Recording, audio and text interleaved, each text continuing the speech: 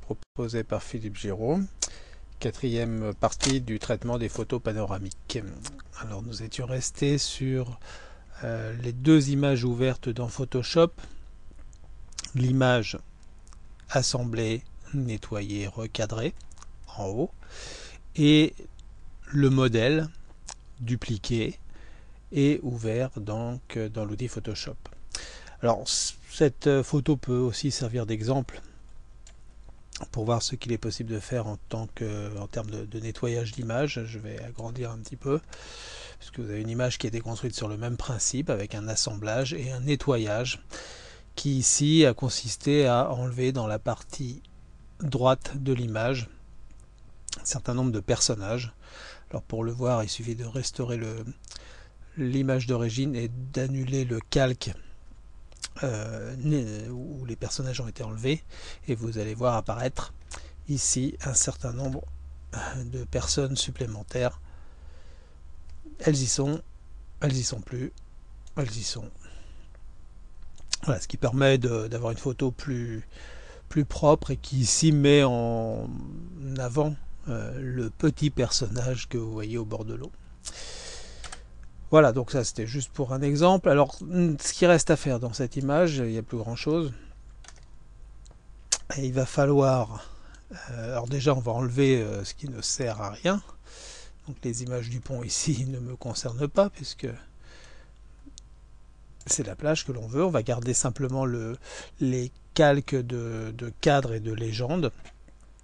Et grâce à Photoshop, on va pouvoir faire glisser le calque ici, donc le calque de mon image nettoyée, dans le nouveau fichier. Un problème de différence de cible, puisque je suppose que cette image est en 8 bits. Voilà, c'est ça. Donc on va mettre les deux en 16 bits pour avoir le même codage.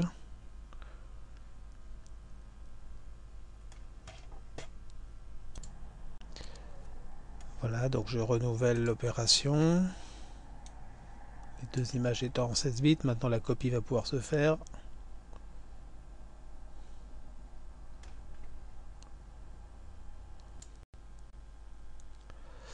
Voilà, nous avons une image qui s'est placée derrière le cadre.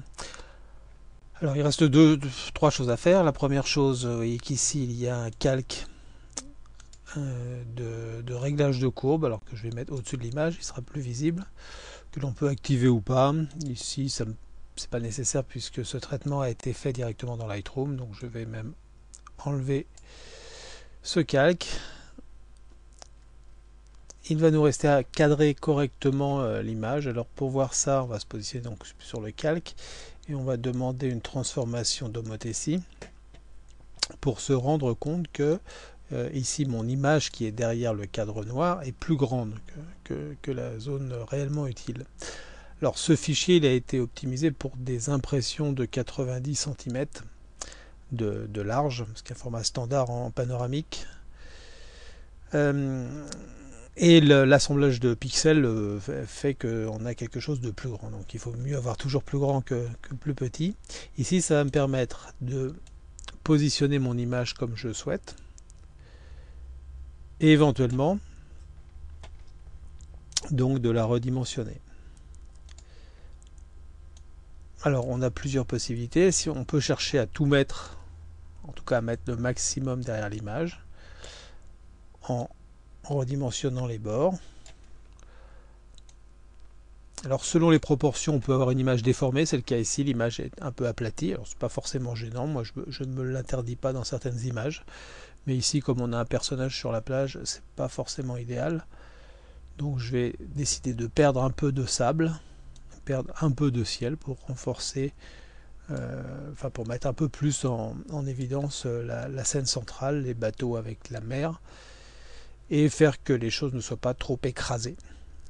Voilà, une fois que c'est positionné, alors il y a ici à gauche, il y a un groupe sur la digue que je vais faire disparaître. Ici, il y a un groupe à droite que je vais faire disparaître aussi. Voilà, j'ai un cadrage qui me permet comme ça de me concentrer sur la scène principale. On valide en validant, en appuyant sur la touche entrée.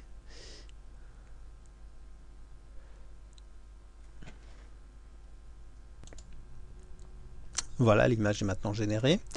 Il reste à mettre à jour les légendes. Donc ici, la légende elle est là. On va prendre un texte.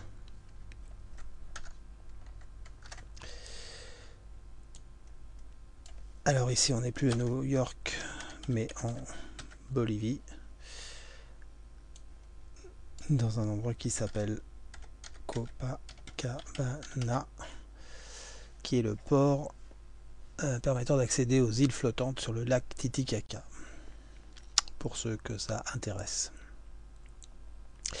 Voilà, donc le texte est changé, et puis ce qui reste à changer aussi, c'est la couleur du texte. Moi j'ai l'habitude de mettre les légendes dans la dominante de couleur de l'image, en tout cas dans la partie inférieure. Ici, la dominante dans la partie inférieure c'est le sable. Donc je vais prendre une couleur de sable, pas trop blanche.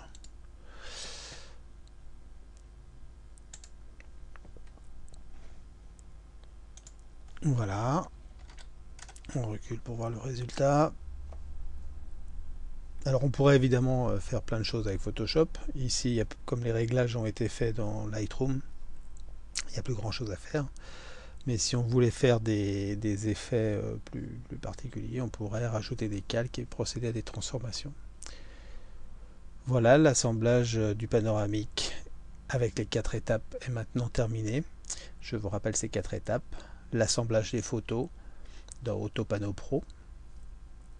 L'intégration ensuite dans Lightroom avec les réglages et le recadrage initial. La 3e étape avec la retouche dans Photoshop pour nettoyer et éventuellement faire des traitements complexes. Et la 4e étape pour encadrer et préparer l'impression du tirage final. Voilà, c'est terminé.